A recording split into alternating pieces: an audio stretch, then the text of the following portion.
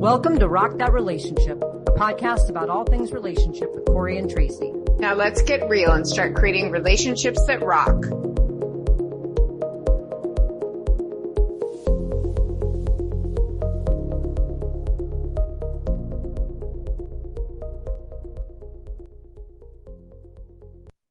Welcome to another episode of Rock That Relationship. Tracy and I are here today to talk a little bit about self-love, particularly as it applies to the healing process after a breakup. So thinking about what does self-love look like and what are some of the things that we've done that have helped us love ourselves during a difficult and challenging time.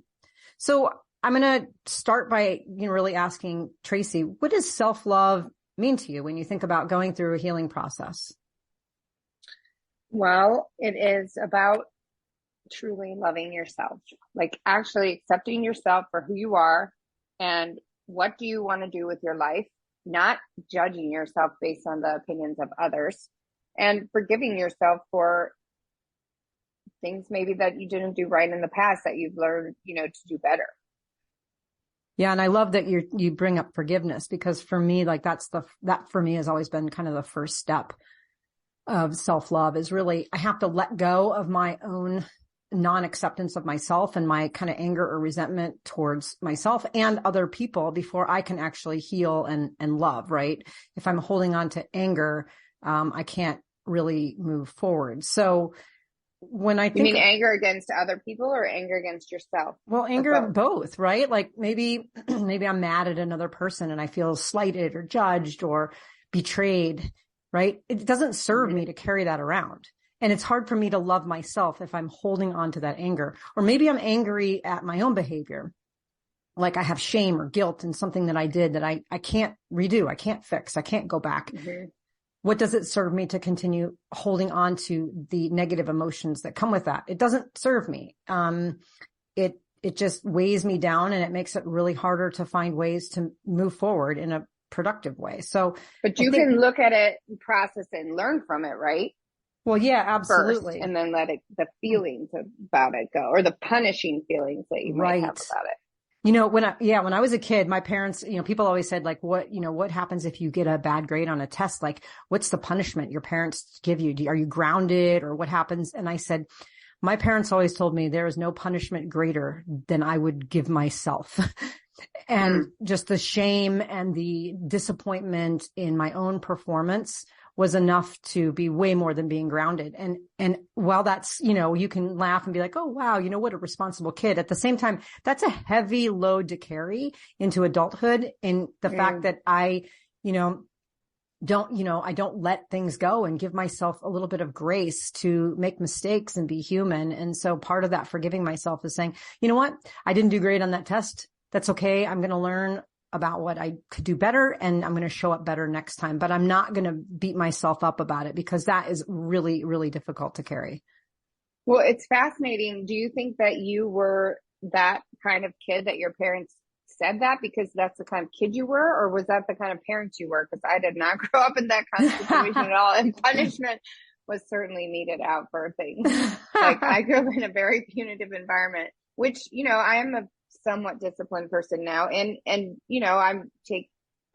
take things seriously. So it's not like I'm a slacker, but I don't think anyone would have said such a thing to me when I was a kid, Yeah. So are you wondering, maybe it was wishful thinking that my parents sort of put that in my head, or were you already that way? And so that's how they responded to you. No, I was already that way. Oh my gosh. I would feel so bad about something if I made a mistake and, I dropped something on the floor and it's, oh, I'm sorry. And it's like, okay, well, just clean it up. Like, it's okay. Like, let it go. You came out of the womb that way. Right. I did. So when it comes to forgiving myself, I think it's important to kind of think about the mistakes that I made and commit to doing better, but then letting go of those emotions. And, I talk a lot about law of attraction, and this has really helped me in the self-forgiveness, is being able to kind of regroup some of those emotions and some of that energy that feels like it is unproductively weighing me down, right? I mean, there's part of it where you have to go through the process. Part of it is feeling shame and guilt and sadness and remorse for a little bit if you did make a mistake, but then getting past that, right? But if you just hold on to it, it just does nothing but bury you in quicksand. And so for me, I've had to like shift my thinking and my vibrations so that I can be more of a kind of a learner about the situation and commit to doing better, but not carry those emotions, or else I would have like literally a trailer full of mistakes that I would drag behind me for the rest of my life that I could never deal with. Right. And that I think a lot of people are weighed down by that. And I mean, I've been talking to a friend who, doesn't have joy in her life. And I've pointed that out. It's this guilt that you feel for everything. And it's guilt for not even your own stuff, but for other people's stuff. And I think that's huge, is that there's been a lot of cultural influences that are guilt heavy. And I think that is just no way to raise children or raise adults in a way that's, you need to feel terrible. And I think, I wasn't ever guilted, but I was definitely received, punishment was the way that things were corrected, right? Or to try to mold you into a decent person. And having lived with kids and helped my ex-wife raise the kids, I see that so differently. I mean, that was so helpful for me. Like, people talk about, doing your inner child work or going back and loving yourself. I couldn't do that until I lived with children. And I wasn't very good at it at first, but then I really saw like the punitive stuff and the guilt and all that does not help anybody. No. Really doesn't. No. Well, and the other thing too, when you think about it, like the programming that we get is, I somewhere along the way felt so maybe bad or, ashamed of my performance, say for instance, in school. But, that might have been because I didn't study hard enough or whatever the case may be. But then I also somewhere along the lines picked up this idea about looking for a situation that didn't go well and finding a reason to take some type of responsibility for the fact that it didn't go well, even if it wasn't my fault. And so like looking at, maybe a relationship that, there was an incident that happened that was clearly just not my fault. And then, spending all this time trying to find a reason why I might have contributed to that situation. And while it takes two to tango, and I get it, sometimes I felt like maybe I took on too much to try to explain what was happening, that I created this environment where like, if I would have just done this, if I would have just done that. And you see that happen with people who are in really, bad relationships where one partner was like, well, if I would have just done XYZ, my partner wouldn't have cheated.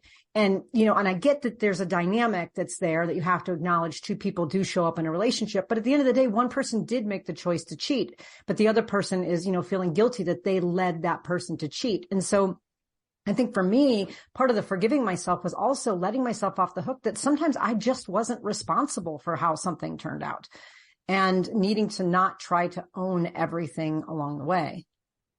Well, that's important. I think that people need to learn. So even if you're learning that you did make a mistake and you want to apologize for it or whatever, you can't control how that person's going to receive that or what they're going to do with that information either. And you're not in control of anyone else's behavior. That's a hard thing to learn. And I think, being over 50, it's finally sinking into my head that I really can't, there's not much I can do. I can't influence other people's thinking. They can see me, they can see how I'm acting, and they can decide for themselves. But there's just no trying to bring people to, I mean, of course, dialogue. I'm not saying shut down and don't talk, but you can't be responsible for the outcome. You have to put out what, you want to put out, your apology, your understanding, whatever, but you're not responsible for the way they receive it or what they're going to do with it. Right, right. So when you think about forgiving yourself, you're thinking about a couple things. One is, are you taking responsibility for something and feeling guilt and shame over something that you're actually not responsible for, and trying to kind of make amends to that? Two is, are you holding on to emotions that really aren't serving you for maybe something you did contribute to? Maybe you were part of why something didn't turn out the way that you wanted it to. And then you really do need to figure out your own forgiveness. And then three is thinking about how that other person, if you did do something that maybe was negative and you did impact somebody else, you can't guarantee that they're going to forgive you. So That's the other thing. I mean, so you got all these different parts and facets of what does it mean to forgive yourself, all kind of along this continuum. But what about forgiving others? Because as you talk about it, we think about, we can, be in charge of kind of our own selves. We can't, expect other people to receive us in ways that we want just because we want it. So what have you done to forgive others? Especially like in those situations where you feel like maybe you were done wrong. Like, what do you do instead of carrying that trailer of emotions with you to the next relationship? Well, I probably did carry a couple trailers sometimes, back in the 90s. I wasn't very processed, and I probably dragged some of that stuff along with me where I couldn't be very forgiving. I mean, I've always probably been more forgiving than the average person, I guess. Like, you brought up cheating. And so a partner of 8 years, had a relationship. It was kind of a Ross and Rachel situation. And I said something stupid before I left, to go out of the country about, you think I'm so boring, find somebody else. And I didn't mean it, and I should never have said it, but then that happened. And so, that was like a one-time thing, but that kind of like got messy. And then a year or 2 years later, they got together, and then I was still friends with my ex. And so at one point, I had to ask for an apology, and in order for us to move forward, so for all of us to be friends, because they're married now, and I don't want to lose my friendship, with my ex. And at some point I have to just accept that new person and be okay with that. And the only way that I could was I literally asked her for an apology, and she gave it to me. Wow. And we were drinking, so that probably helped. But it was like, but you got happy drunk. It did. And it really made a difference. And I actually slept at their house that night. Like, I was, you know what I mean? Like, I went in their house and I was like, oh my God, here's my old furniture at their house. And I was okay, it was okay, because people make mistakes. People act in a way that's clumsy. They act out of anger. They act out of hurt, but for me, I guess probably to truly forgive, I would have to process it. You know what I mean? Mm-hmm. Well, and I think that the apology thing is key. Like, it's almost like it unlocks that forgiveness for you. For me, an apology doesn't mean very much. And that shocks me to hear that from you. Yeah. I mean, some smaller things it does, but for big betrayals or big things that I feel like someone really, really like messed up, like if you try to apologize to me, which actually, ironically, no one really that I've had issues with has ever tried to apologize. But, and if they're listening to this podcast for that slew of people who have done me wrong, I'm not sure that I would accept an apology. That doesn't mean that I can't forgive the situation just because I don't accept an apology. For me, what I've done instead is just, processed my own presence in the situation and what I could do differently in the future. And then not to put too much weight or emotion on it, like realize it wasn't me and let it go. Because if I don't put as much weight on what that betrayal might have meant or what that slight might have meant, and I just move away from it and say, in the grand scheme of things, it's not important. Even though it felt important at the time, and it probably even was important, if I, kind of, make it absent of its importance, it becomes a little bit absent of emotion in terms of how much I really even care. Like, I'm at a point now where it's not even that I would like just violently not accept an apology from someone who did me wrong 20 years ago. It's mostly that I just don't care. Like, I don't care enough about them or the situation to even care. I'm so surprised to hear that. And like, I'm actually kind of shocked, which is weird because we talk so much. You think I would know all of this, but that surprises me. And like, I'm a huge, huge fan of restorative justice,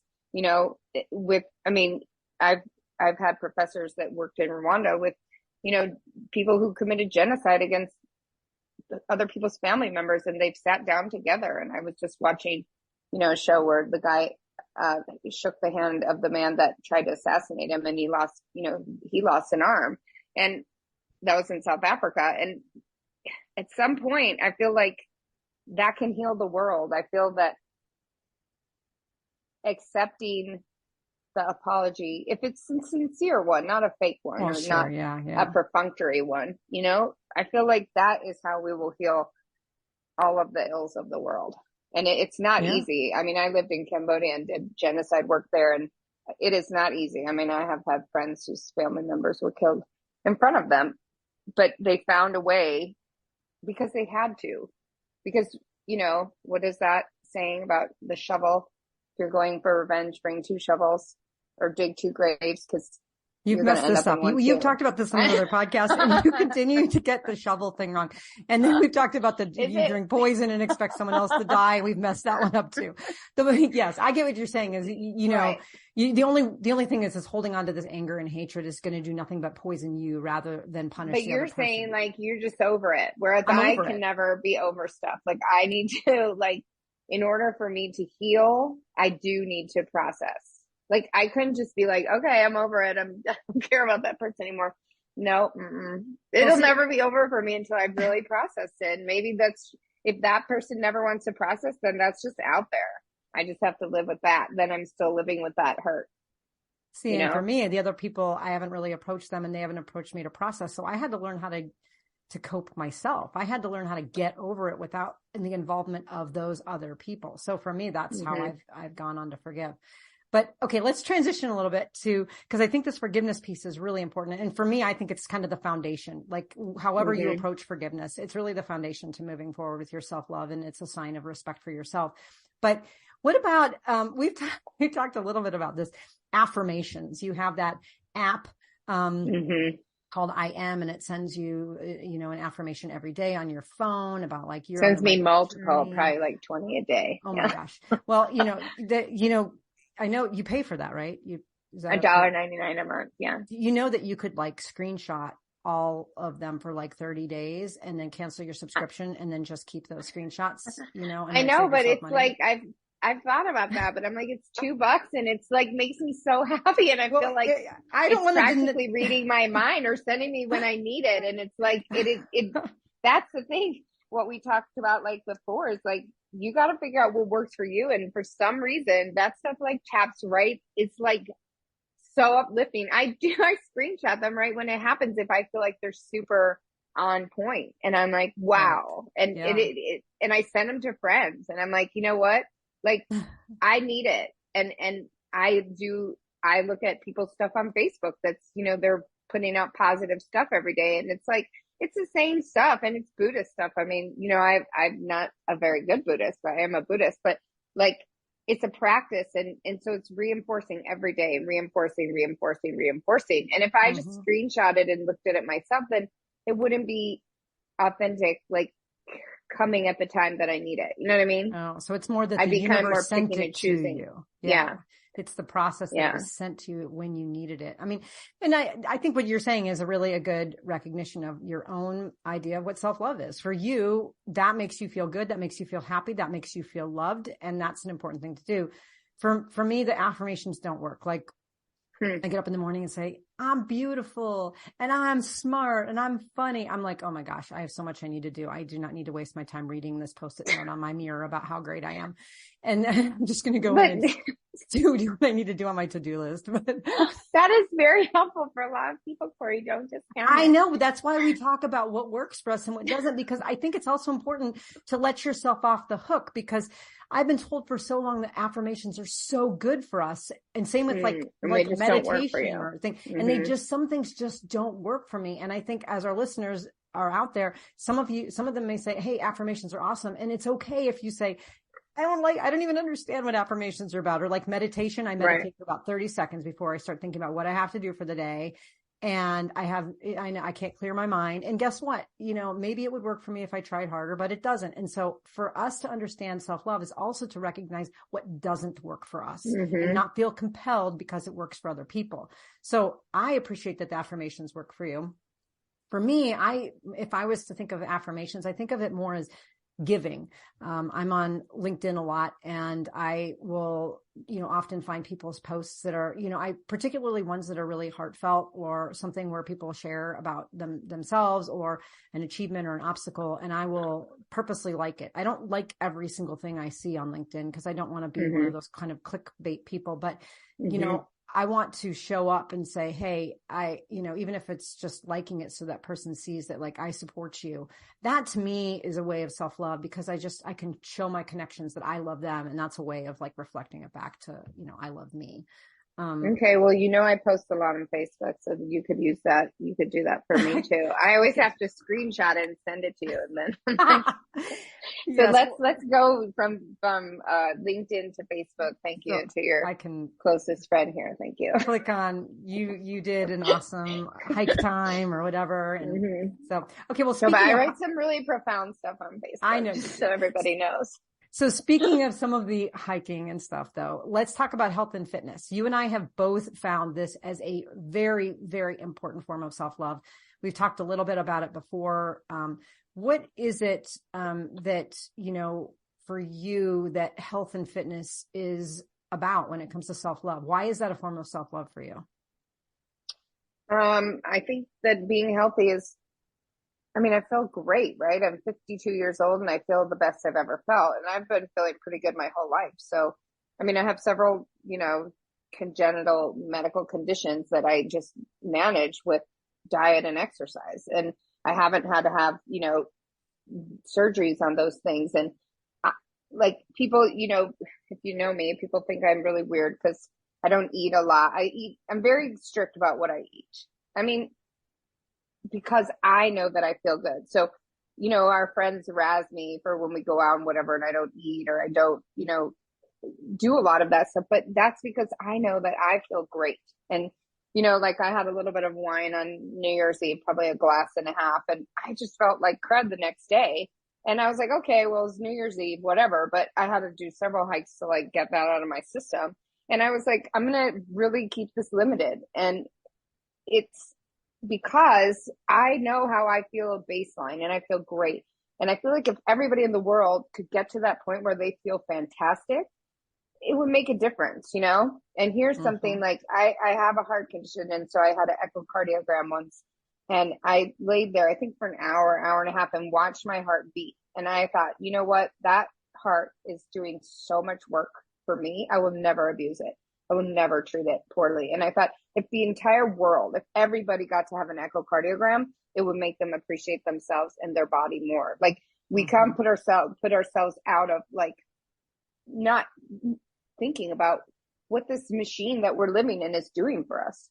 And I love life, right? I've had some down times in my life, no doubt. But when I'm happy, like I am happy. And like that's the state that we should all be in this world. And then there'd be such a better world. So I feel like when you're in optimal physical health, and that for me includes diet and exercise, it's great. And the hiking for me is also somewhat spiritual. We live in the desert and I go out early. And, sometimes I'm the only person out there and it's unbelievably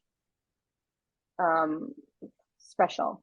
Like, it's me, the cactus, the earth, the animals, and I know that you have that similar experience. And it doesn't have to be the desert. I lived in Wyoming and just being out there with like giant, with the elk and with the bears and all that kind of stuff. It's like, we're not the center of the universe here. And that actually makes me feel better as a human being. Do you know what I'm saying? Yeah, you and I really share a philosophy on this that's similar. This idea of both physical health and kind of our mental, emotional, and spiritual health when it comes to health and fitness. For me, I have 2 herniated discs in my lower back and I have flare-ups, and I've had some pretty bad flare-ups where I've been like almost like pretty much bedridden for months on end. I've had a hard time walking. And I, tried physical therapy and I tried, stretching and all of that stuff. And that's, that's been helpful and everything. But the bottom line is if I was going back from those appointments and I was actually having an unhealthy lifestyle, all I was doing was just continuing to make the problem bad. So it was actually during COVID, I signed up for something called the 52 hike challenge. And the goal was to do 52 hikes or walks of 30 minutes or more, over the course of the year. So like one a week. And, I started going and doing it. And my daughter would go and my ex would go and we would do these walks. And by April, we had already done all of them. And so this was April of 2020. We had met the 52 hikes. And so it was like, the next day I was like, hey, we're going to go on our walk. And they're like, yeah, we're good. We're done. We got the medal. And I was like, oh no, this to me is now a habit. And right. so I wanted to go every day. So I had set the goal of, I think it was 800 miles for the year 2000. And I ended up walking, over 1,000. The next year I set the goal for, 1,200. So in 2021, I set the goal for 1,200 and I did 1,823 miles. And in 2022, I set the goal for 2022 and I did 2,192 miles of walking, which was an average of 6 miles a day.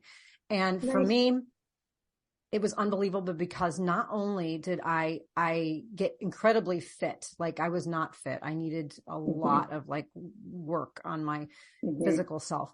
I haven't had a back flare up since 2020. Wow. And I know that it is 100% related to the fact that I am exercising and I'm going out. But for me, it's also become not just this physical, form of, fitness and health. It's also become a spiritual place. I walk, oftentimes I call you, Tracy, when I'm on my walks and we just chat for the day. Sometimes before my mom passed, I would call and talk to her and I, talk to different friends. I listen to music. I listen to podcasts. I listen to books, things that I would never do if I was just sitting at home because I would always be like taking out the trash and working on a project. But now I have time to do some of those things that also bring me great joy. And I get to do it in a space of kind of spiritual comfort where I saw a pack of deer yesterday. The other day I saw a pack of coyotes and I walked alongside javelina the other day. If you don't know what javelina are, they're like sort of like big hairy pigs. But they're super cool. I love it. I love being out there. And so for me, it's fulfilling. And I think one of the most interesting things was after my mother passed, there was so much to do. I was actually up in Phoenix where my mom lived, which is a couple hours from me. And I would get up every day and I would go on a walk when she was in the hospital, after she passed. And when she was in the hospital, I came there and we even did that. You would do the hideous walk, like, I did. No matter what. You said, what is it that you need most? And I said, I need for you to drive up here and go on a walk with me because I can't come down there. I've got to be at the hospital. And you drove up and we went on this. It was, not the best place to go for a walk ever. But you walked with me because you knew that is what I wanted and I needed. And my brother and I had a conversation and he's like, I don't understand. There's so much to do. It's so hard. It's so sad, but you always have time to go out on your walk. I don't get it. And I said, if I don't go out on my walk, I don't know how else I'm going to cope and I'm going to grieve. So that is the biggest form of self-love, is making sure that I do my walk every day. And everybody knows it's not negotiable. I have to walk every day. So that's so great. Do you consider that like a boundary? Like, what if somebody was like, stop walking, don't walk? Well, yeah. I mean, if I had any kind of situation where a person or a job situation or something, was like constantly getting in the way of that, I would have to make some realignment. I mean, the first day of the new year, this year, it was pouring rain. And you know what I did? I walked. You know what I did the next day when it was raining and cold? I walked, because that is part of my self-love. I love myself enough to not let anything get in the way of something that makes me happy and fulfilled. That's so great. It could be something different for other people, right? It could be finding time to knit or write, or it could be pickleball. But the truth is, I mean, everyone needs to do something physical, unless you're in a condition that it makes it impossible, right? You're right. Something terrible has happened to you and you can't. But the human body needs physical. It just does. We don't have to be like professional athletes, but if we're not moving, honestly, everyone should go get an echocardiogram, or they should look at themselves from the inside out, because it makes a huge difference. And I'm telling you, I can attest to this as a person who is in great health. I feel fantastic every day. And the days that you don't do stuff, you feel terrible. And it's not about like, it's that you have enough love for yourself that you want yourself to wake up every day feeling fantastic and spending the day feeling fantastic, Well, and you and I, we've made time for it. And I know people are like, well, I don't have time. I've got, this, I've got to take my kids here. I've got my job. You and I have, hiked at 4 a.m. Right. You're at the Right. gym at 3:30. I'm not, telling people to get up at whatever time. I go out at night. Sometimes I can't get out to walk We until make 7 or it 8 at night. happen. And I Right. make it happen, even if I can Right. just get in something short, or I make it a family time. Like I grab my daughter and say, instead of just sitting around on the couch and catching up for the day, let's walk it out and talk. Right. Making that time. So speaking of, making the time for things that make us happy, I know for you, one of the things that you've talked about is going and doing the things that you've always wanted to do, but you never did for, whatever those reasons were. And you tell us a little bit about one of your latest endeavors of something that you wanted to get involved in and just never had. Well, last night I started an improv class. So 32 years ago, I signed up for Acting 101 and I went to the building where the acting class was and I put my hand on the door and then I ran away. Believe it or not, I used to be very shy and I was a scaredy cat and I was so shy. People are shocked now to find that out, but I just couldn't do it. I could not bring myself to do it. And it was like my greatest dream was get into acting and be a researcher of whales. But a researcher of whales? Really? Yeah, I wanted to be a whale researcher. You didn't know that? Marine biology. I went to school at Texas A&M University at Galveston for marine biology. Did I not ever tell you that? Well, I think I knew that. I just didn't know you had a passion for whales. Whales and dolphins. I used to wear a whale and dolphin shirt to school in high school. In high school? Yes, I had whale and dolphin shirts. I had whale and dolphin earrings and necklace. Oh yeah, I'll send you one. But that was the thing. So I signed up finally 32 years later for improv class. And so I went last night and it was just fantastic. It was so much fun.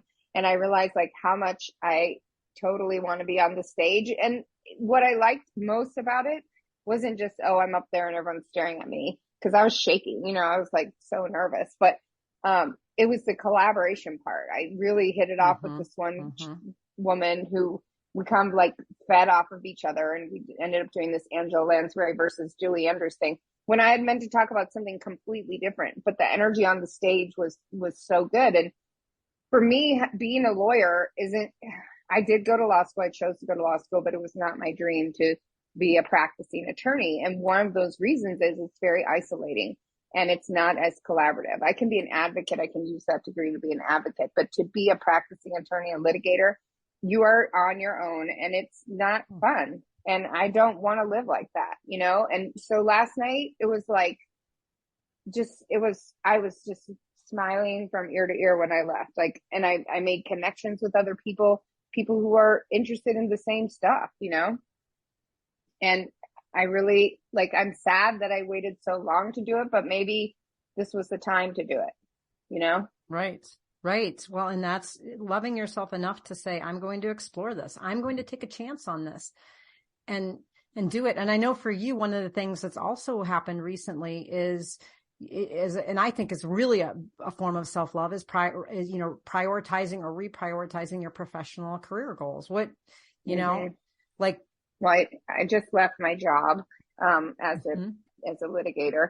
And I first left being a public defender and then I went to personal injury law. And there's things that I love about both of those. And the things that I love are the connection with the people who are suffering, the clients who are suffering either way, either because they've gotten themselves into trouble, most likely because their past is so sad, or they were in a terrible incident, like an accident or something. And I love that. I love talking to those people and being there for them, but I could not handle the legal stuff. You better file this motion. You better not make a mistake. You better not miss an objection. You better make sure you don't miss a statute. And for me, the stress and the pressure of that was too much. I don't have that kind of brain and I cannot do that work. And, in October, of what year was it? 2022. My boss asked me how things were going and I'd only been there for 2 months and I told her the truth. I ended up staying for a couple more months, but, it just came out of my mouth. I don't love this job. I don't think I'm going to be good at it. And I don't want this lifestyle. I don't care how much money you're going to pay me. I don't want it. And so, I stuck around to help them out for a couple months and that was cool, but I feel so happy. I'm a couple days off of the job and I feel ecstatic. Just earlier today, I was thinking, I am so happy. Yes, I have to start looking for another job soon, but I'm going to find something. I've bought myself a couple months, to find something I really love that will bring me absolute joy, you know? Mm-hmm. Mm-hmm. Well, and when we tie all this stuff back to healing, right? This idea of, how do these things help us with healing from a breakup? And the first thing that stands out for me is, well, we should be doing self-love all the time. It isn't just something we do after a breakup. So this episode is critical for anyone, just in any point in time, whether you're going through a breakup or not. But I think particularly when it comes to the timing of it after a breakup is, really reassessing kind of what we want our future to look like, since it's not going to look like what we had initially imagined. So does that mean getting up and performing on stage? Does it mean having a different job or career path? And sometimes it gives the breakup gives us a license to reflect a little bit more deeply and a little bit more timely on how we want to change our future. Because there have been times when I've looked at my life, particularly in my 20s and 30s, where it was like Groundhog Day, and it wasn't bad. It was just like, I can't tell you the difference between one year and the next and the next and the next. They all kind of looked the same. And while it was fine and I was content, I wasn't fulfilled. And sometimes we get into these patterns and we just stay and we do things because they just feel like that's what we're supposed to be doing. And breakups sometimes just jar us out of those kind of habits. Well, and it gets you in a different relationship, right? So your last relationship, that person wanted you to move from Tucson, and you've spent a long time away from Tucson, right? And since I've known you, for some reason, you love this weird little place.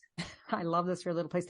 And that's become a very big boundary for me. I mean, while that was a, consideration in my past relationship, it's also now a really important boundary for me in everything that exists in my life today. Like, I love Tucson. I have a home here. My family's just north a couple hours. I have community here. I've been in Tucson for 20 years.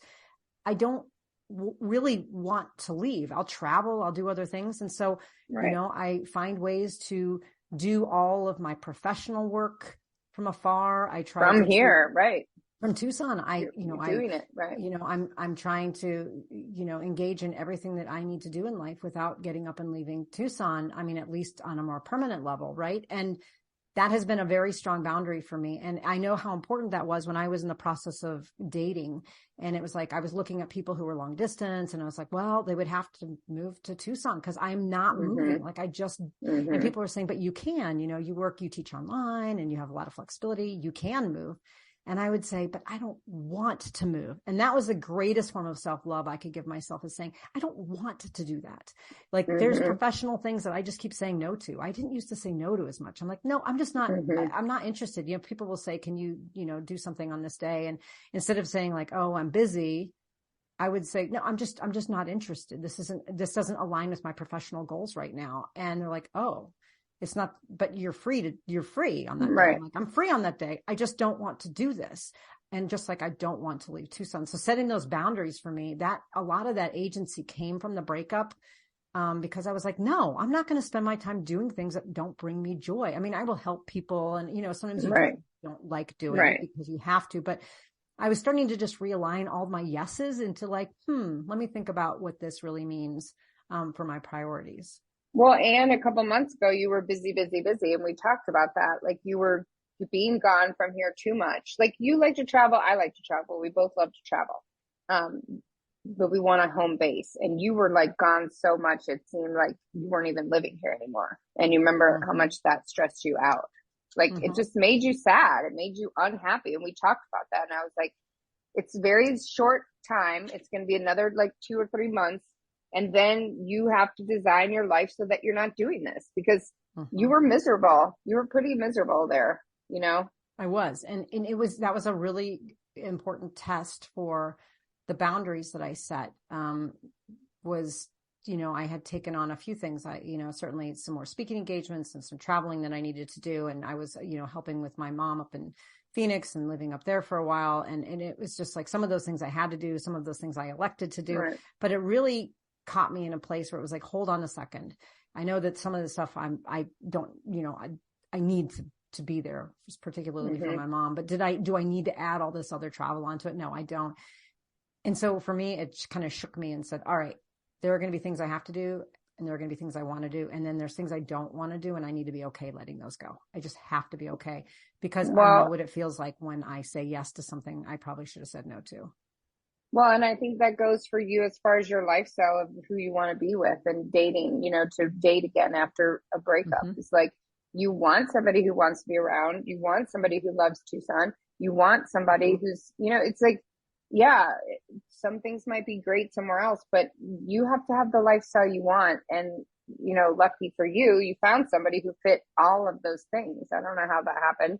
It's Hmm. literally My as if love you conjured that manifest. person out of the Yeah. thin air. But I mean, we'll talk about that in another episode. That was crazy how that happened. But like, you got what you wanted, but you were clear about what you wanted before that appeared because you didn't want to be taken away anymore. You didn't want to be, feeling constantly like you were running around. Like you needed Hmm. more to be more settled, you know? Exactly. Exactly. And I knew that that's what I needed. And I didn't do it for, like I said, reasons beyond my control and reasons within my control. But it just was a check to say, wait a minute, hold on. I have got to make sure that I'm prioritizing what it is that I know makes me happy, feel at peace. And so I'm Well, recalibrating again. and I want to have a whole season on, healing from death or grief and all that stuff Yeah. because it is similar. Breakups are different from death. They are very similar and there's no comparing because everybody feels the sorrow they feel. I mean, I certainly Hmm. went through it this year or last year now with, the sadness over a breakup. And that Hmm. was devastating for me for many reasons. But I think with healing, you still have to put yourself first because you were put in a position where you may have had to keep property somewhere else or something, or to have your life where it was very Tucson centered suddenly to not be. And then you had to make those choices to keep it Tucson centered. And I've watched you through this process and you're much happier, I like am. rather than doing something that you think somebody else wanted you to do, you chose to do what would for you and what would make you happy. And you're way happier. You're just so much more settled and happy, even though you've had terrible grief, right? Right. Right. Yeah. You've had both the breakup and then you had your mom pass. Like in a year, you had those two things. And I've been through it, seen you through it all, Hmm. and the way that you regrouped or said, I'm putting all my things here. This is what's going to make me happy. You are a world traveler. It's not like you're like, I can't leave Tucson, but you are centered here.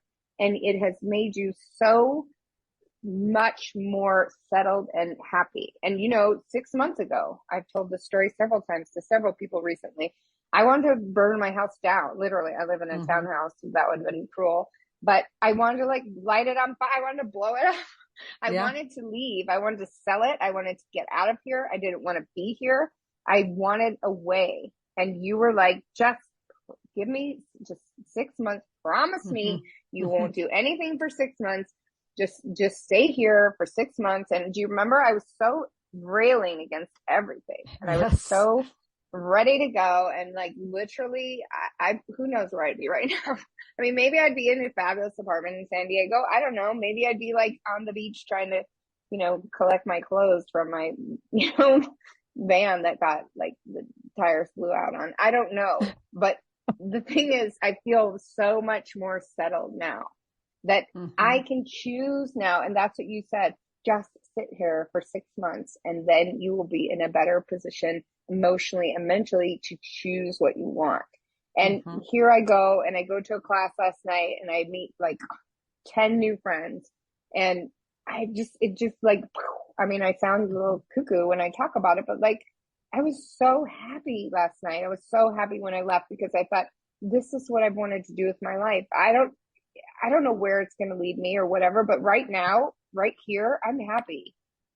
Hmm. That doesn't mean I'm going to stay here forever or I'm not going to choose to do these certain things. But if you hadn't given me that talk, I wouldn't be in this place. And I'm sure that I would be a little way more chaotic or discombobulated, or my life would be a little just messed up. And I owe you that. And I watched you have to make the same choices.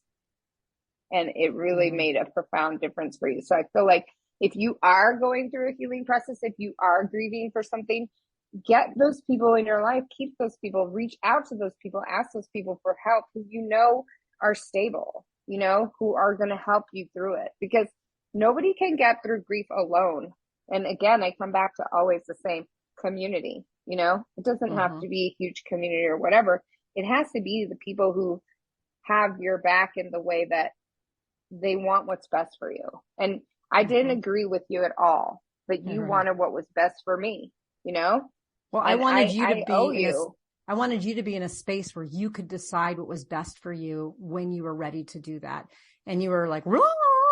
And, you know, all over the place. And as you should be after, you know, some type of a grieving situation. And it was like, are you in the best emotional place to love yourself right now? I'm not sure. And I was trying to get you to sit for a bit so you could heal a little bit. And then the best form of self-love was to make those choices when you were ready to make those choices. But from the outside, it looked, you know, like maybe you would end up making a rash choice just simply as a way of, you know, healing, and realize later that, you know, like sell your townhouse and then be like, oh no, I shouldn't have done that. And I just, you know, it wasn't that, you know, like I wanted you to do something in particular. I just wanted you to be ready to love yourself when you were capable and in a place to do that. So, and I think that, and that's what you've done for me. You've created a grounding sense, especially through all of my grieving. I feel like I've grieved most of the time I've known you. I'm kind of ready to. Well, that is life, right? Right. That's life. And I just was talking about you yesterday because I said, I've never seen someone go through something so well. And they're like, oh, it'll come down. She's going to, you know, it'll be devastating to her later. I said, no, she has grieved all along the way. She has processed all along the way, but she hasn't let it defeat her. And that's what I'm saying. Like, you got the right supports all along the way. Yes, you cried a lot. Yes, you were very sad. Yes, you still are sad, but that doesn't mean you blew up your life. And I think that's when we talk about rock that relationship. It's about not letting these things blow up your life. You know, going back to what Coach Dorothy said in season 2, or was it season 1, about like your life should be this great thing, and that people are like the cherry on top. Make your life what you want it to be. And then if a cherry falls off here and there, for whatever reason, we cannot control why they might fall off. You're not devastated. And you saved me from that, because my natural instinct is to run. My natural instinct is to blow stuff up, and it is to like get out, right? Like, I have to get out. And you saved me from making some serious errors, because I do love my townhouse. I do appreciate so many things about this area, you know, being able to go hiking every day, that I wouldn't have somewhere else. And I might feel alone and bereft, you know? Right. So that friendship is so important. And maybe you didn't even know that I feel that way. Like, I owe you a lot, because I don't think I'd be in such a good place as I am now without your help. And that's, I think, you know, being able to say to friends, like, I had somebody I was with one time who was like, well, your friends just back up everything you say. And I'm like, have you met my friends? They tell me the opposite all the time of what I want to hear. You know, my best friend is all like tough love constantly. She was real sweet the other day. I was like, whoa. She's like, did you like that? I didn't get on your case. And I was like, wow. But finding those people in your life who will support you, because we all need support. Grief. Yes, you're right. Since I've known you, you've been grieving something. That's called life. Well, and that's why, you know, we've shown up for each other. You know, you owe me nothing. We just have a friendship that will just be there for each other when, you know, all the time, but particularly when we need each other. And I think you're right. That's the essence of this whole idea of rock that relationship, and why we put this podcast together. And, you know, we've had I think this has been one of our most kind of deepest and heartfelt conversations that we've had on this podcast, about some of the real vulnerabilities of, you know, self-love, and where we've lacked and where we've shown up. And, you know, and I know that our hope together is that, that our listeners really find ways to love themselves and find other people to help bring out that self-love, right? Not just finding love in other people, but finding other people that will help contribute to your own ability to love yourself. And I think that's a really key point. And so thank you, Tracy, so much. This has been another amazing conversation. And we're going to have some awesome information in the show notes for everybody. So until we meet again on yet another episode, make sure to go out there and rock those relationships.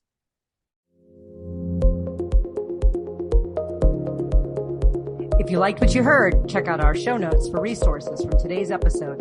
Make sure to follow us on Facebook and Instagram under Rock That Relationship, and go to our website at rockthatrelationship.com for updated episodes and more great information.